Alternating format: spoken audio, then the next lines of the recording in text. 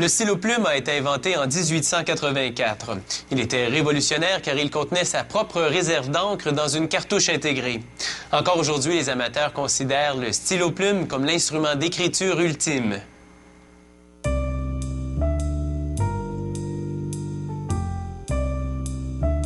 Ces stylos-plumes italiens haut de gamme ont un centre tubulaire qui abrite la réserve d'encre.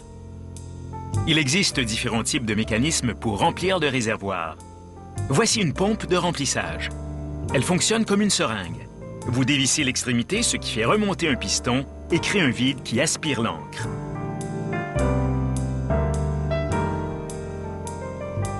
Lorsque vous écrivez, l'encre s'écoule à travers un doseur qui régule son débit jusqu'à la plume.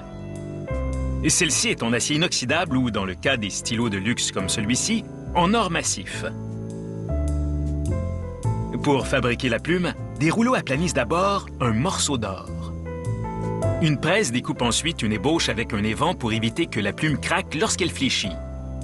Une autre presse y poinçonne le nombre de carats et le nom de la compagnie, puis imprime à la pièce sa courbure finale.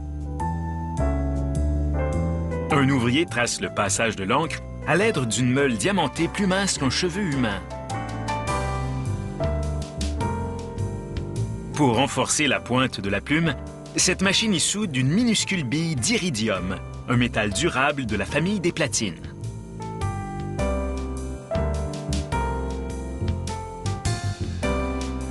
Les ouvriers meulent ensuite la pointe d'iridium à une taille et à une forme précise. C'est ce qui déterminera la grosseur du trait de fin à gras ainsi que son style, soit italique ou incliné. Le polissage est la dernière étape de la transformation de ce morceau d'or en pointe enjolivée.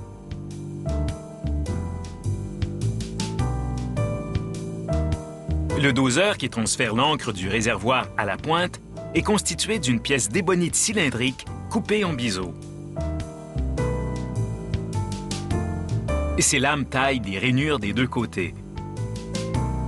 Lorsque vous écrivez, ces rainures s'emplissent d'encre en contrôlant ainsi le débit.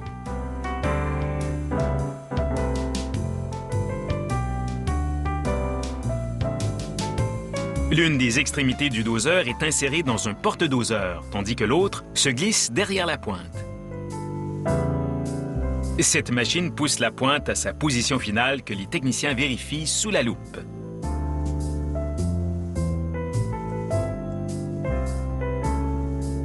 Ailleurs dans l'usine, on produit les composantes externes du stylo. Ici, des presses et de l'équipement d'étirage des métaux façonnent des disques d'argent sterling en capuchon.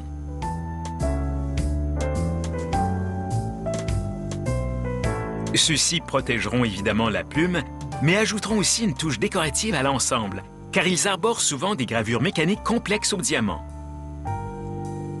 L'équipement de gravure informatisé de l'usine décore ce modèle de bandes subtiles.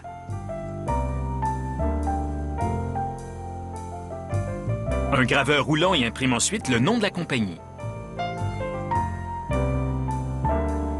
Et chaque capuchon est muni d'une pince faite de cuivre ou beryllium plaqué or, un métal robuste mais tout de même souple. Le réservoir et les autres pièces de plusieurs modèles sont faits de résine plastique. Une machine de moulage par injection fait fondre des pastilles de résine, puis les injecte dans des moules. Une fois la résine solidifiée, la machine éjecte les pièces moulées qui sont alors prêtes à être polies.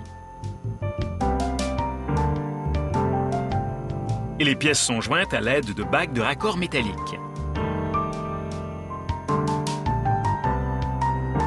L'assembleur mesure l'emplacement du piston en résine dans le réservoir avec soin.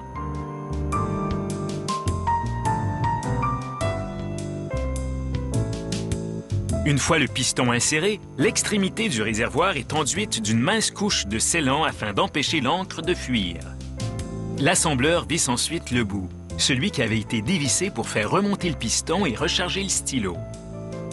La touche finale consiste à monter la pointe. Finalement, chaque stylo subit un ensemble précis de tests d'écriture pour garantir que son rendement est à la hauteur de son aspect.